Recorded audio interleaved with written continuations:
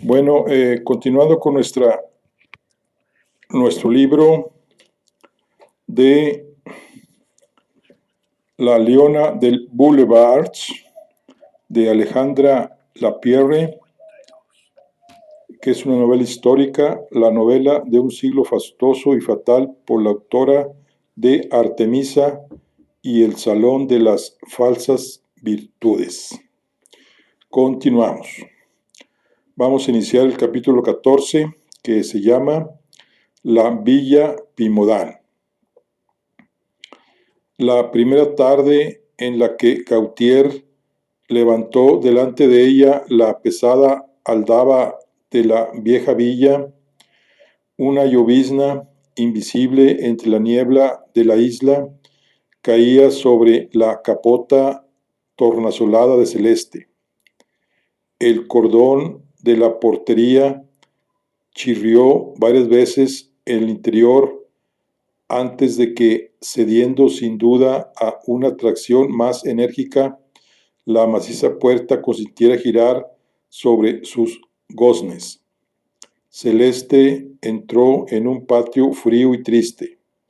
La hierba crecía en los intersticios de los adoquines, hasta el punto en que uno se hundía ahí sin siquiera adivinar la dureza de la piedra bajo el pie.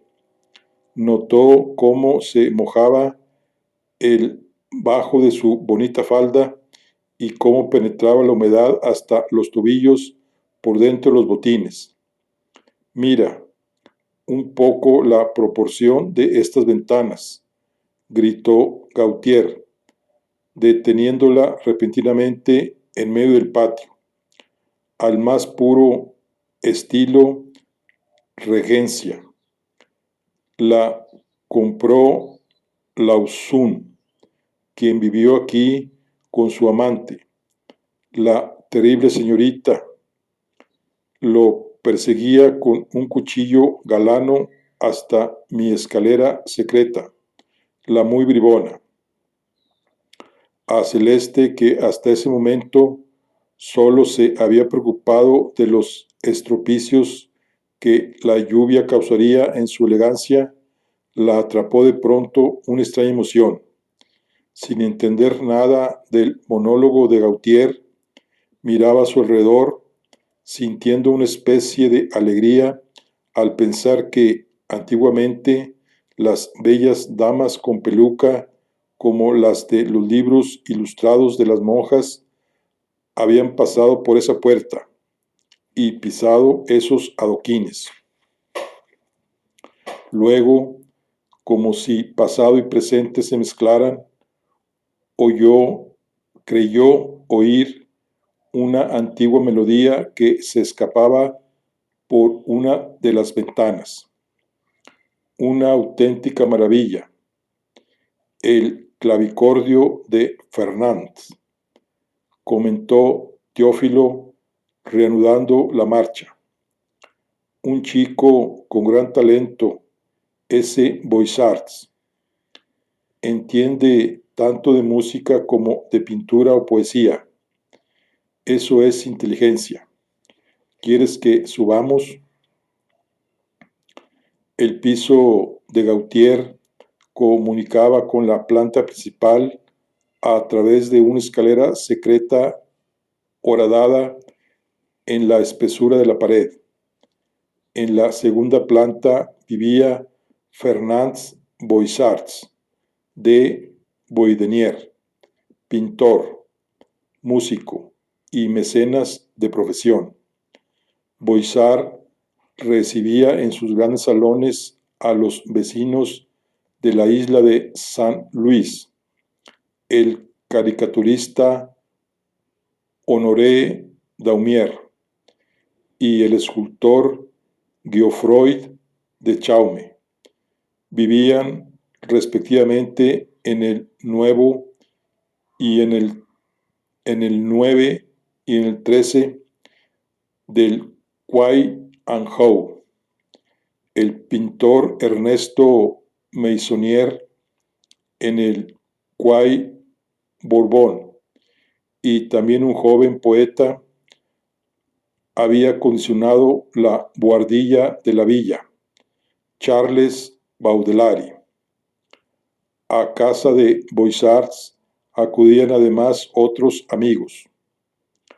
Augusto Barberau, músico teórico. Du Sommerard tocaba el clavicordio. Eugenio de la Croix, Gerardo de Nerval, y eso sin tener en cuenta a todos los artistas que la presencia de Baudelaire en la buhardilla y la de Gautier en la planta baja atraía un rato, una hora o una tarde entera, al amor de la divertida lumbre de la villa Pimodán. Ven, Celeste siguió a Teófilo por la escalera principal. De inmediato se fijó en lo suave que era la pendiente de los escalones. Entonces, por contraste, el rellano, el descansillo, el mármol pulido que parecía hundirse bajo los pies, le recordaron la escalera de Blancs Mathieux.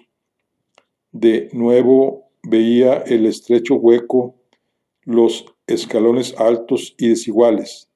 Sentía bajo las suelas las callosidades y los grumos de barro seco. Celeste, en la grandiosa escalera de la villa de Lausun, aún se encontraba, por la magia de la evocación, en el pasillo que conducía al apartamento de Benjamín. Ese hombre resurgía continuamente en el momento más inesperado, y sin embargo, ella creía haberlo borrado de su vida, a los seres y los lugares de su juventud.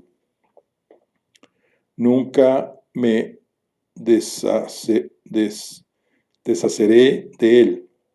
Estar en la escalera de la villa Pimodán y soñar con Benjamín, hay que ser estúpida. Exasperada ante esa idea, no reparó que Teófilo Gautier llamaba a una puerta cubierta con un pesado cortinaje. Un mayordomo, con cara impasible, la abrió. Celeste, en un primer momento, no vio nada de lo espléndido del lugar. Las reminiscencias de su vida pasada le habían hecho algo así como dar un paso atrás en la preocupación por su condición, y ahora solo le interesaba un hecho inquietante. Gautier, ese día, vestido de un modo muy convencional, seguía con los guantes y el sombrero puestos. Ella decidió no quitarse la capota, primero porque debajo se le deshacía el moño, luego porque el sombrero de la señorita Joquet la hacía parecer rica, y sobre todo, en virtud de un principio que le había inculcado Blanche. Una mujer con el cabello al aire es una mujer del pueblo. La pobrecita no sabía que una mujer con sombrero de noche en un salón solo podía ser del servicio doméstico o una proveedora. Por suerte, el protocolo no tenía la menor importancia en casa de Boissards, donde únicamente la belleza es de rigor, según él mismo escribía en sus invitaciones. La serie de habitaciones por las que Gautier conducía a Celeste superaba todo lo que su imaginación hubiera podido concebir como lo más precioso que sirviese para albergar las reuniones de estetas. Lo que más le sorprendió de lo que iba a comenzar un recuerdo casi alucinante no fue ni la belleza de los tremoles ni la fuente decorada con una máscara de sátiro, ni la moldura con solidez que algún alumno del Leusure había pintado con ninfas y amorcillos. Ni siquiera los dintales de las puertas de piedra esculpida, sino la profusión de dorados que cubrían las paredes. No quedaba ni un centímetro ni un milímetro desde el suelo de marquetería hasta el techo pintado, que no estuviera cargado de flores, hojas, racimos, rosetas, conchas, cuellos de pájaros o rostros de mujer que corrían sin cesar en forma de friso o de guirnalda, ciñendo los marcos de las altas ventanas, engarzando el óvalo de los espejos, filteando a media altura las entreventanas para enroscarse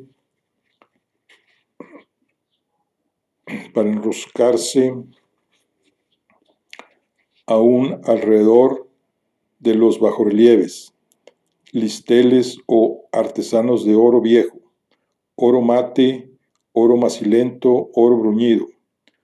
Una farándula de angelotes festoneaba como una suprema pasamanería dorada aquella sinfonía de color oro. Después del comedor, en donde ya se afanaban varios criados ocupados en poner la mesa, tras el salón y el dormitorio, finalmente llegaron a una minúscula habitación de efecto sorprendente. Era una especie de gabinete salpicado de arriba abajo por miles de cristales de Bohemia, entre los que se encontraban escenas mitológicas. Era tal la originalidad de ese joyero que inmediatamente Celeste tuvo ganas de tocar cada uno de los paños para encontrar el resorte misterioso de la puerta secreta. Ahí, con un vestido blanco de lunares rojos que parecían gotitas de sangre, estaba medio desnuda una impasible mujer, muy morena, muy bella, a la que rodeaban dos caballeros, sentados en unos enormes sillones tapizados. ¡Hurra! Teo, gritó, levantándose precipitadamente el joven de la derecha, con cabello rubio rizado. Mandrágora reconoce en los ojos grises chispeantes de vida al anfitrión, Fernando Boissards. Bienvenida al hogar de Lauzun, señorita.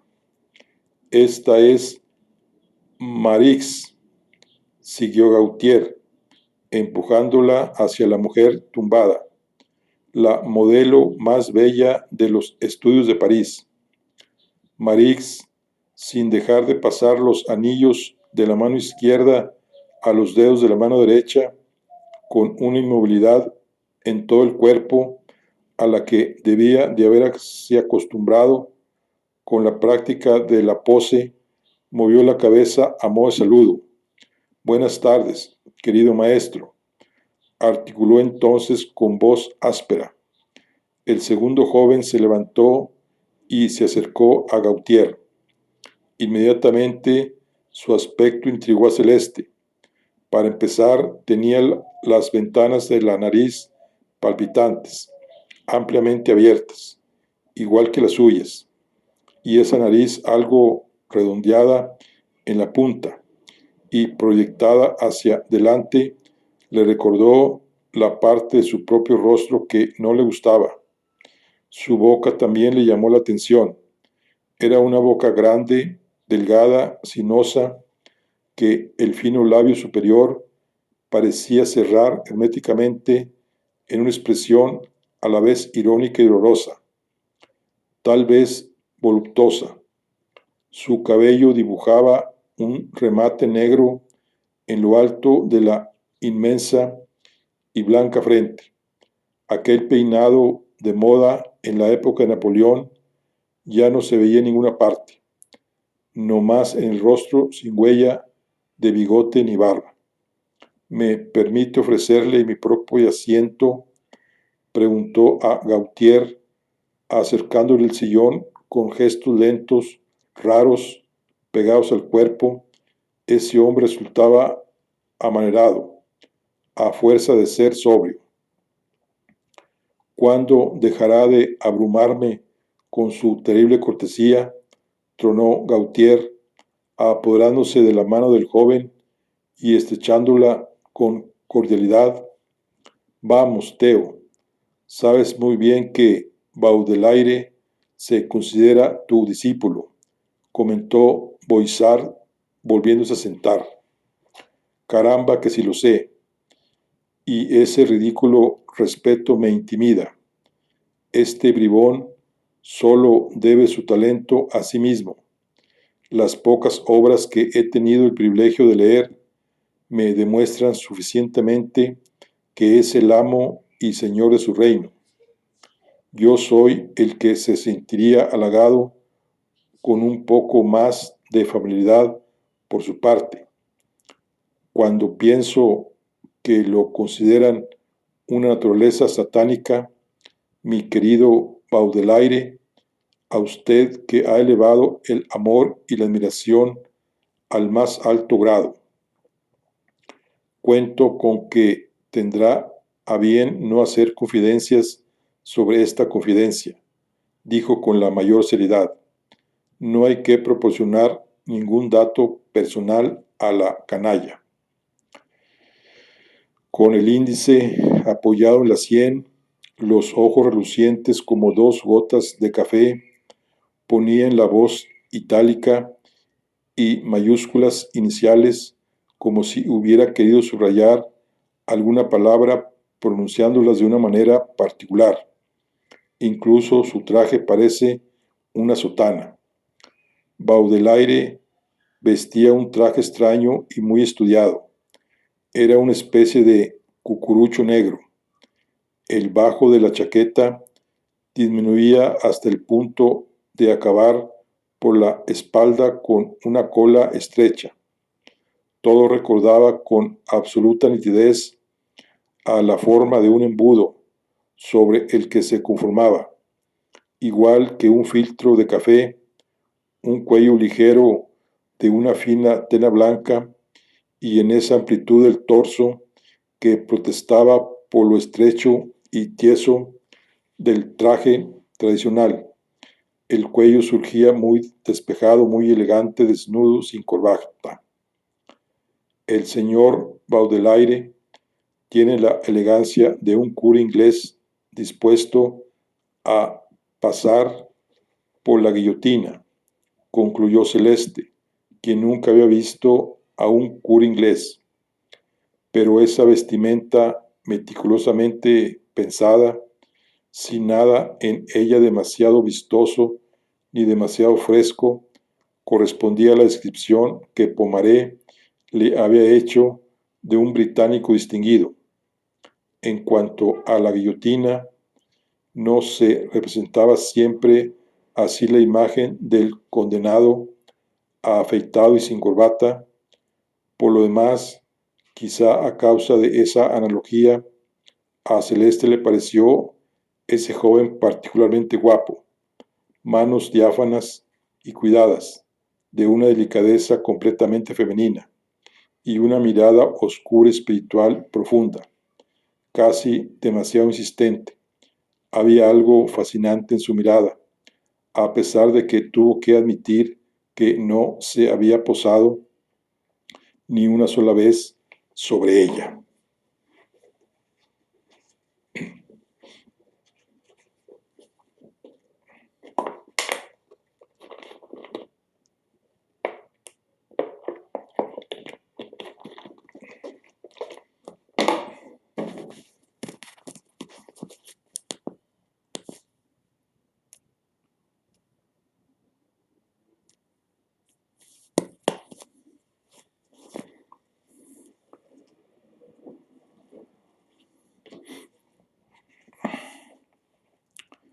La conversación Se ponía interesante. Sentada junto a Gautier, muda, muy atenta, Celeste observaba al grupo. Miraba con los ojos muy abiertos, con los oídos muy despiertos, intentaba entender quién era quién en ese mundo. En cada frase atrapaba al vuelo nombres que repetía varias veces para sí misma, con el fin de poder encontrarlos en el gabinete de lectura más tarde, mañana. En la obra de Molière, lo único aceptable son las farsas. Dejó caer con su voz cortante como una cuchilla el joven del traje negro. Estoy completamente de acuerdo con usted, rezongó Gautier. El misántropo, el muy cerdo. Qué mal escrito está. Qué lenguaje. Una comedia de colegio de jesuitas para la vuelta a clase. No, hay que resucitar el aspecto interesante de Molière, el maestro del ballet, el arreglista del entretenimiento. Molière, Molière, Molière, se repetía Celeste. La otra noche volví a ver el Stratonice de Ingres. Empezó Baudelaire interrumpiendo a Gautier. Un éxito muy por encima de su mérito el del señor Ingres, el de sus odaliscas de cartón, sus dioses de alajú, sus apóstoles de hojalata. El Edipo es un hombrecillo de esencia de nicotina. Pronunciaba esos juicios como axiomas matemáticos, con una sangre fría que hizo dar un brinco a Gautier. Ingres, el hojaletero, se lo concedo en algunas de sus telas, pero en cuanto al trazo de lápiz, qué precisión, qué espléndida fuerza. Los admiradores de Ingres son unos necios grotescos, respondió tranquilamente Baudelaire. Unos adoradores cretinos, continuó con un aspecto muy poco cortés e indiferente. La conversación estaba tomando un mal cariz. Gautier, que no era hombre que se dejara embaucar, planteaba ahora opiniones que rivalizaban con las de Baudelaire, mientras Boissards contaba los puntos. La bella Marix, todo el tiempo tumbada, no decía nada, y Celeste, en su rincón, se creyó por fin autorizada a deshacerse de la capota.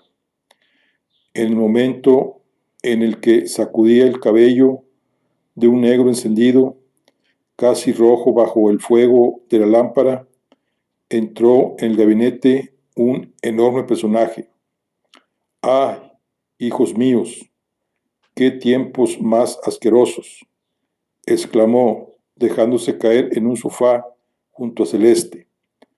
Pero cómo, Monier, tú, un burgués de París, tú, el imbécil y previsor señor Prud'homone, tú sales sin paraguas, saltó Gautier escandalizado. ¿Qué quieren, hijos míos? Me hago viejo. Buenos días, señorita. Buenos días, caballero. ¿Conoces a la mandrágora? Preguntó Theo, dispuesto a hacer las presentaciones. Desde hace mucho. ¿No es así, señorita? Encantador, el sombrerito que retuerce entre sus blancas manos, me permite, se lo puso con una solemnidad guasona. Tenía una pinta tan perfectamente ridícula que Celeste, con su risa infantil, soltó una carcajada. Encantadora, absolutamente encantadora, tu amiga, mi querido Gautier. Hazla reír de nuevo con alguna de tus caricaturas.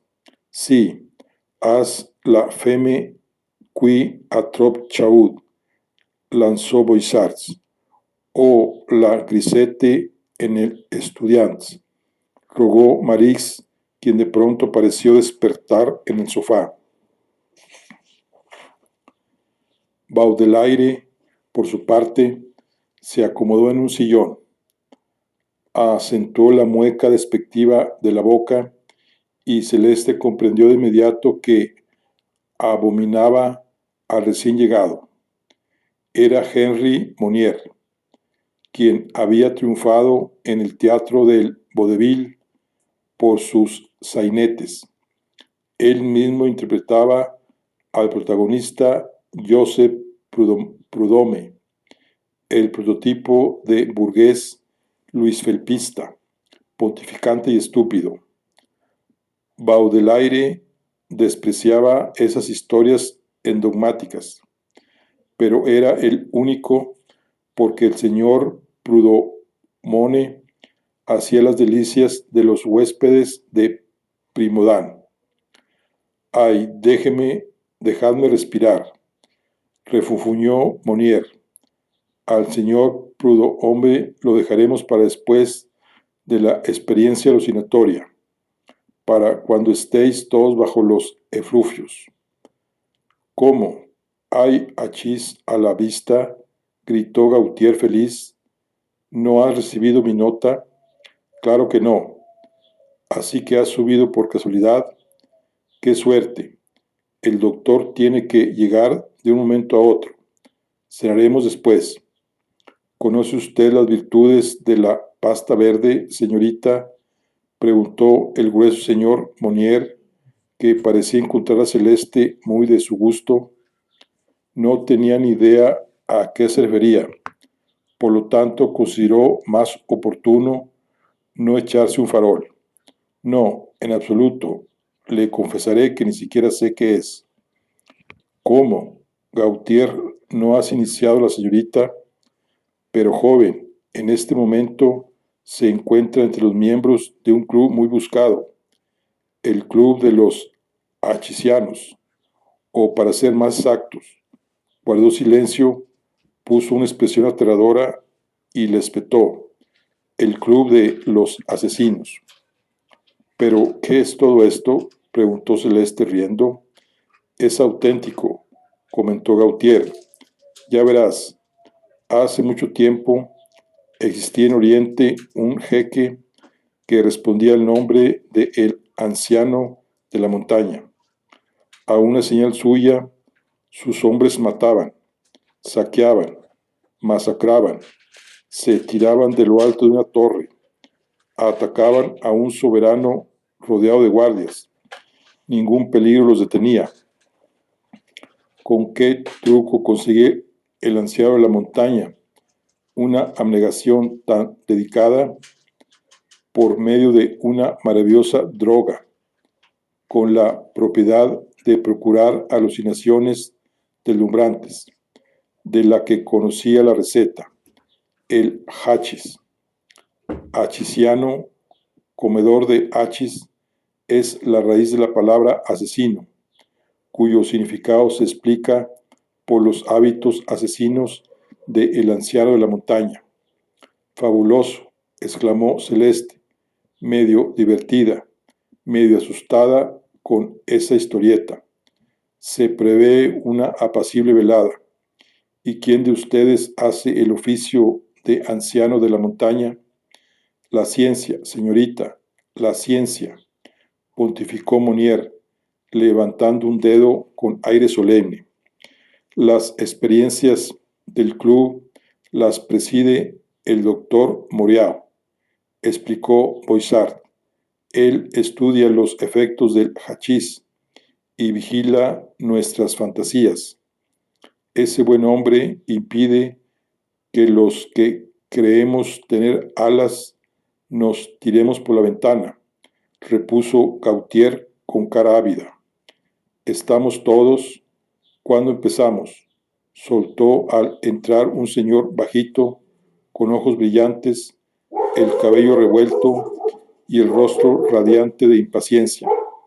Pues cuando usted quiera, doctor, dijo Marix, que por fin se levantó entre el frufrú de su vestido de lunares.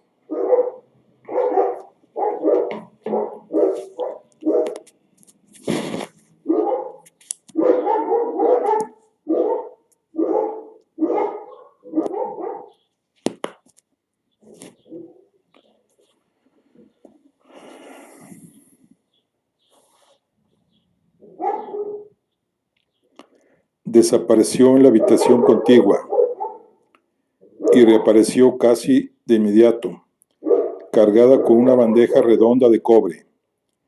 En medio de la bandeja, una jarra de cristal biselada lanzaba un extraño resplandor verde sobre 7 platillos japoneses.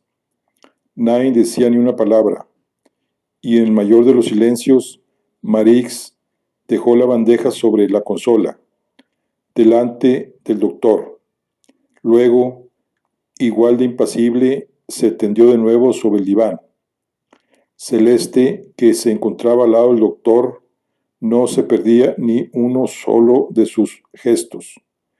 Este se hizo con una espátula que sumergió en la jarra, y de ahí sacó lentamente una nuez de mermelada verduzca. Dejó con delicadeza la bolita sobre el platillo. Puso una cuchara dorada cerca de la bola. Celeste contó cómo reanudaba esa operación 6 veces, dejando un plato vacío.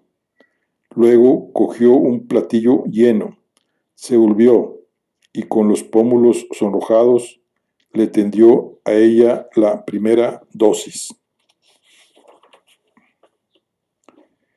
Esto le será deducido de su parte de paraíso, dijo con aire encantado.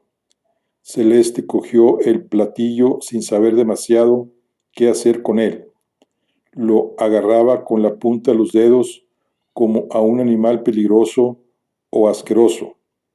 Por otra parte, aquella pasta verde, del grosor de un dedo pulgar, soltaba un olor a mantequilla rancia que le revolvía el estómago. Preocupada, incómoda, también intrigada, esperó a que los demás fueran servidos. Cuando todos estuvieron provistos de sus platillos, se fijó en que Gautier utilizaba la cucharita para tragar la pasta verde de una sola vez. Boissard hizo otro tanto. Marix la tomó en 2 veces. Dividió la bola que degustó con los labios como si saboreara un sorbete. En cuanto a Baudelaire, simplemente no la tocó. Sus ojos oscuros observaban la escena con el mayor interés, y Celeste se agarró a esa mirada, sintiendo una repentina simpatía por ese joven que, igual que ella, no absorbía la mermelada. Pero aunque Baudelaire no tragó su bolita en público, la escamoteó con la habilidad de un prestidigitador, puesto que desapareció misteriosamente, y Celeste habría podido jurar que le metió en el bolsillo. Sin duda la guardaba para más tarde, para cuando estuviera solo. Fuera como fuese, todos los platillos de los invitados de Boissard estaban vacíos. Solo ella seguía agarrando el suyo con la punta de los dedos, con una cara de asco que no conseguía controlar. Entonces, armándose de valor, hundió con fuerza la cucharada en la mermelada y se la tragó de un golpe. Tiesa en su asiento, enferma de aprensión, estaba inmóvil a la espera de los efectos de la pasta verde. Espiaba en su interior las primeras señales de algo terrible. Pero no pasaba nada. No se sentía distinta. Tranquila y muy contenta, se acomodó entonces en su sillón, apoyando los botines sobre la mesa baja.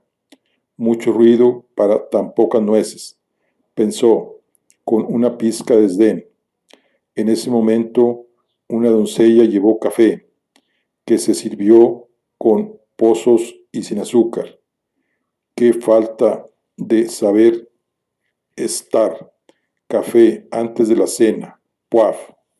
Sin embargo, Celeste lo bebió con mucha educación, igual que los demás, y dejó su taza muy satisfecha de sí misma.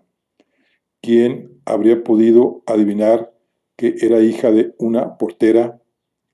A buen seguro, nadie de los aquí presentes.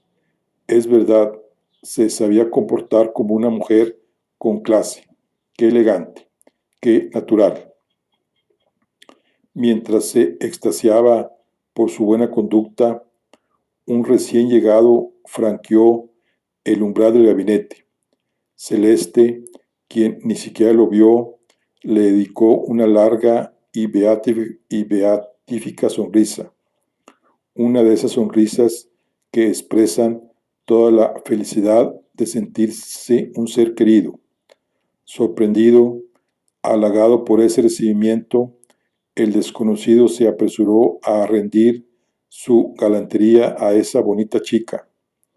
El cabello tieso, las mejillas mal afeitadas, el bigote revuelto, abrió los húmedos labios en una expresión risueña que dejó al descubierto la falta de algunos dientes y otros desportillados. En cuanto a sus ojos negros, que chispeaban de entusiasmo, le lanzaron a Celeste una mirada cargada de voracidad. ¿Quién es ese?, murmuró mientras Gautier, Boissard y Montier chillaban a la voz en grito. ¡Hurra! ¡Es él! ¡Es él! El desconocido parecía igualmente excitado. Hacía molinillos con su bastón, que cogía con toda la mano por el medio, y la empuñadura del bastón pasaba y volvía a pasar por delante de los ojos de Celeste, envuelto en un resplandor de oro y turquesa, hasta que acabó por nublarle las ideas. ¿Quién es este?, se repetía con un supremo esfuerzo. El otro hacía 1000 preguntas. Hablaba muy alto, gesticulaba en todos los sentidos. Uy, va a conseguir que le estalle la ropa, predijo en ese momento encantada, y observaba impaciente los botones dispuestos a saltar a cada movimiento. El grueso hombre se cimbraba como un dandy. Que le den su parte, que le den su parte, vociferaban los otros tres. Con una sacudida de todos los cristales del gabinete, los zapatos del desconocido hundieron la alfombra y fue a situarse cerca del doctor, quien se afanaba alrededor de la jarra. Celeste, con la mente cada vez más nublada, observaba al hombre grueso que veía de perfil, con lo que le quedaba de conciencia. ¿Quién es ese? Bajo, con el pelo encrespado, cuadrado en la base, las piernas cortas, el vientre echado hacia adelante, la imagen repentina de un enorme haz de picas le vino a Celeste a la cabeza. Por supuesto, un haz de picas. La semejanza le pareció tan sorprendente que mantuvo en ello el resto de su conciencia y ya solo lo vio bajo esa forma. Así pues, el haz de picas cogía de las manos del doctor el séptimo platillo, examinó el montículo verde, dio vueltas al plato de derecha a izquierda. Venga, se impacientó Boissard, desprovisto de su habitual amabilidad. No se va a morir, qué diablos. Y además, los paraísos artificiales, querido mío, forman parte de la comedia humana. El haz de picas se llevó la cuchara a la nariz, la olisqueó, incluso la husmeó durante mucho tiempo y luego se la devolvió al doctor. El hachís no es capaz de alterar una constitución como la mía. 3 botellas del vino de Bovary, más embriagador, no me hace nada, así que estén seguros de que el kif no tendrá ninguna influencia en mi cerebro. Una pena, habría sido interesante. Pero ¿cómo? Balzac no va a probarlo, exclamó Gautier. Es inútil, totalmente inútil. Celeste estalló en carcajadas. No sabe lo que se pierde, señor As de Picas. Desde luego, amigo, te pierdes algo interesante, repitió Gautier, también él presa de un ataque de risa. Boissard, por su parte, empezó a reírse, seguido de Monnier y pronto de Marix. Balzac, al ver a todos retorcerse, no sabía muy bien cómo reaccionar. Se bamboleaba de una a otra pierna, con aspecto algo humillado. Tenía la clara impresión de que se reían de él. No veo la gracia. Exactamente, exactamente, repetía Celeste, que no podía más. El doctor contemplaba aquella hilaridad con una sonrisa cómplice, mientras para Baudelaire era una cuestión de honor no reírse. Así las cosas. El mayordomo fue a anunciar que la cena estaba servida. Sentados uno junto al otro en la gran mesa, alrededor de la que se afanaba un ejército de criados impasibles, Gautier y Celeste, agarrados del brazo, se lanzaban miradas tiernas, riendo sin parar. Las palabras más vulgares, las ideas más simples adquirían para ellos una fisonomía extraña, y cada uno creía que el otro era el único de la reunión que podía entender lo que él mismo comprendía. Celeste se sentía deliciosamente bien, apaciguada, segura de su éxito social y de su poder. Creía haber nacido en ese palacio y por supuesto era ella la señora Celeste de Mandrágora Lauzun, quien recibía a su mesa a los gentiles Gautier, Baudelaire, Balzac y compañía. Sin embargo, el ambiente de la reunión cambiaba. Las risas se hacían más esporádicas. Monnier, con la cabeza echada hacia atrás y aspecto atónito, se extasiaba de gusto en su sillón. Los ojos de Boissard se abrían desmesuradamente, mientras que unos roncos suspiros escapaban del pecho de Marix. Celeste ahora percibía cada uno de los ruidos de los tenedores, cada tintineo de los vasos con una agudeza insoportable. Desde luego, vaya estruendo hacían los criados al cambiar la vajilla. Gautier, por su parte, parecía absorbido por el reptil en relieve moldeado en el fondo de su plato. Sencillamente, para todos empezaban las alucinaciones. Lo que Celeste vivió durante esa primera experiencia con el hachís no le había resultado fácil de contar. Más allá de que el as de picas se inflara, se inflara, ocupando toda la holgura de la habitación, entraba en ella, se fundía con ella y la sustituía. Por otra parte, un hambre y una sed repentina la llevaban a absorber con furia todo lo que fuera alimento en las pinturas y entre ventanas, racimos de uvas, cuernos de la abundancia, caza, por no hablar de la fascinación por las bolsas de agua en la que se bañaba, estanques, saltos de agua o cascadas mitológicas que fluían, dormían, cantaban en lo más profundo de su mente. En realidad, del vértigo a esa primera embriaguez, solo recordó el estado beático que siguió. Aquello fue una felicidad, tranquilidad e inmóvil durante la que resolvió los problemas de toda la humanidad en general y los suyos en concreto. Ahora escuchaba una deliciosa vocecita, la suya, una perfecta voz divina que le murmuraba al oído: tú eres superior a todo el mundo. Nunca ninguno de los aquí presentes sabrá qué grado de inteligencia y de respetabilidad has alcanzado. Ninguno de ellos podrá jamás comprender lo que piensas. Incluso son incapaces de entender el inmenso amor que sientes por ellos. Pero no hay que odiarlos por eso. Hay que sentir lástima por ellos. En ese estado supremo miraba a Gautier con los ojos bañados de ternura. Tras la cena, amigos y vecinos fueron a unirse al grupo. Por lo que Celeste pudo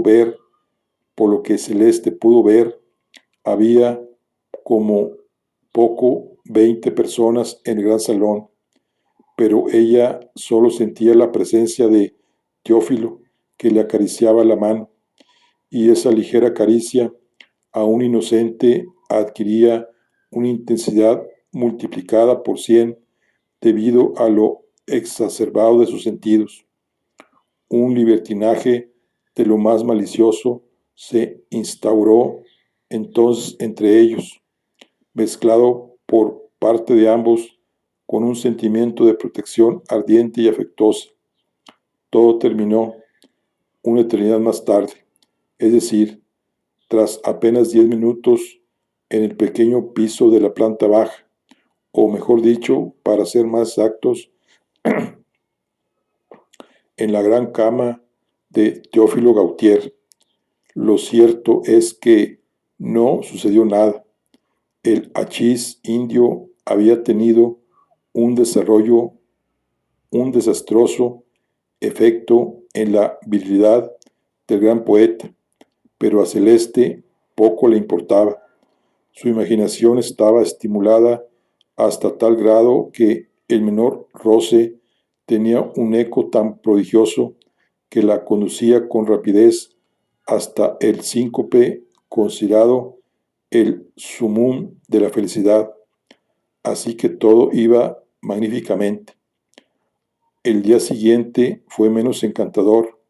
Se despertaron agotados, con los nervios tensos, ambos asaltados por unas cosquillantes ganas de llorar. No volvieron a ser ellos mismos hasta que cayó la noche, tras pasar el día dormitando uno junto al otro. Pero bueno, qué asquerosidad esa mermelada verde, murmuró Celeste sonriendo. Quizá ayer estuviera bien, pero hoy me siento completamente extraño. Perezosamente se estiró y Gautier la tomó con familiaridad entre sus brazos.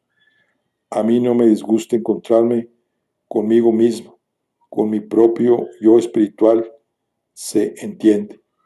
Dicho esto, plantó muy materialmente su boca en el cuello de Celeste, que se dejaba hacer. El hachís había tenido eso de bueno. Habían pasado de la amistad amorosa al amor físico con la mayor sencillez. A la noche siguiente, Celeste Mandrágora se convirtió oficialmente en la amante de Teófilo Gautier. Tras 3 meses de frecuentarse con asiduidad, esa situación les pareció de lo más natural.